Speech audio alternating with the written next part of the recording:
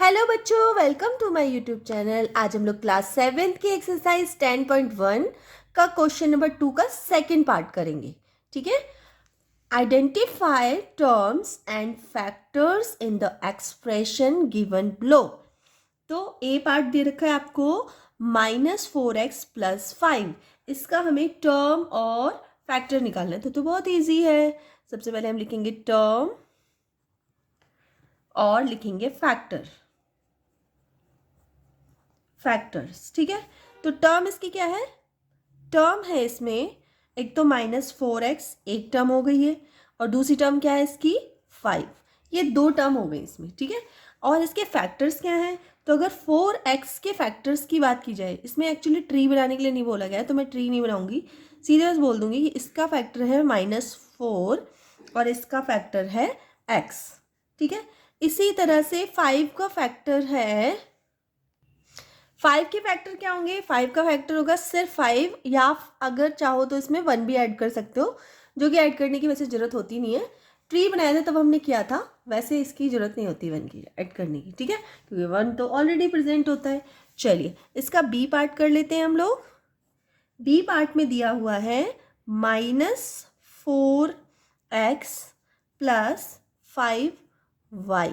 ठीक है, ये दिया हुआ है। इसके टर्म निकाल लेते हैं और फैक्टर निकाल लेते हैं। तो टर्म्स एंड फैक्टर। ठीक है। तो टर्म इसकी क्या हो जाएगी? -4x एक टर्म, दूसरी टर्म क्या आएगी? 5y। ठीक है। इसके फैक्टर क्या आ जाएंगे? -4x के फैक्टर आएंगे -4, x। इसके फैक्टर क्या आ जाएंगे? इस तरह से मैं कर देती हूँ। इसके फैक्टर क्या आएंगे? इसके फैक्टर आएंगे 5, y। ये इसके फैक्टर हो गए। ठीक है। चलिए इसका सी पार्ट कर लेते हैं। तो सी पार्ट है इसमें 5y + 3y⁻3। इसके टर्म्स क्या क्या होंगे आप बताइए? एक तो 5y 1 टर्म, और एक कौन सा है? 3y⁻3। ठीक है। तो दो टर्म्स हो गई इसकी। फैक्टर 5y के फैक्टर क्या होंगे? एक तो 5 होगा और एक y होगा। ठीक है। इसके फैक्टर क्या होंगे? 3, y, एक्चुअली स्क्वायर है या 3 है, एक बार देख लेती हूँ मैं कंफर्म कर। अरे शिट, ये मैं हमेशा गलती कर देती हूँ। यहाँ पे स्क्वायर है एक्चुअली, तो आप लोग स्क्वायर कर लेना। ठीक है, स्क्वायर। ठीक है, स्क्वायर कर लेना। बाय मिस्टेक मैंने गलती कर दिया। ठीक है, आप लोग मत करना। ठीक है। चलिए इसका डी पार्ट करते हैं। xy + 2x² y²। तो इसकी टर्म्स क्या क्या हो जाएंगी? एक तो हो जाएगी xy 1 टर्म, और एक क्या हो जाएगी? 2x² y²। फैक्टर क्या क्या हो जाएंगे? इसके फैक्टर क्या होंगे? x, y, है ना। और इसके फैक्टर क्या होंगे? इसके फैक्टर होंगे 2, x, y, y। ये इसके फैक्टर हो गए। चलिए तो इसका डी के बाद कौन सा आएगा नंबर? ई करते हैं। इसमें दे रखा है PQ + Q। तो क्या क्या टर्म्स हो जाएंगी? इसकी टर्म्स हो जाएंगी PQ एक टर्म, और दूसरी टर्म क्या हो जाएगी? Q। ठीक है। PQ के फैक्टर्स क्या क्या होंगे? P, Q। और Q के फैक्टर्स क्या होंगे? ओहो, ये इस तरह से करना था मुझे एक्चुअली। ठीक है। Q के फैक्टर्स क्या होंगे?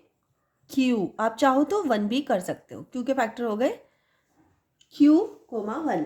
ठीक है। चलो इसका E हो गया F।